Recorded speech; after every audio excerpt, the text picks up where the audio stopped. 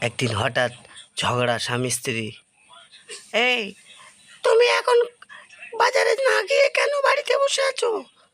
হঠাৎ করে স্বামী তখন বলতে লাগলো, আমার এখন ডিউটিতে যেতে হবে অফিসে।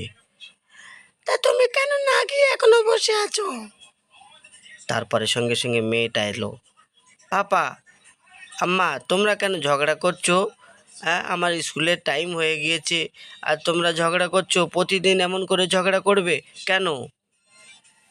তখন মা আর বাপ মিলে তাকে বলল, কচি, যাও, তুমি চলে যাও, তোমার স্কুলের টাইম হয়ে গেছে, তুমি চলে যাও, আর দেরি করবে না। ঠিক আছে, আমি তাহলে আমার ডিউটিতে চলে গেলাম। তখন তার মা বলল, আচ্ছা আচ্ছা, ঠিক আছে, তুমি এ নাও, এটা জামাটা দিলাম, তুমি ডিউটিতে চলে যাও, আর আমি চলে যাচ্ছি। ঠিক আছে পাপা, আমিও চললাম। তখন তার মা বলল, আচ্ছা বেটা, তুমি চলে যাও। ঠিক আছে, তুমি, আসছি বাবা। বাবা বলল, বেটা, তুমি তাহলে চলে যাও। আচ্ছা, আমি স্কুলে চলে যাচ্ছি।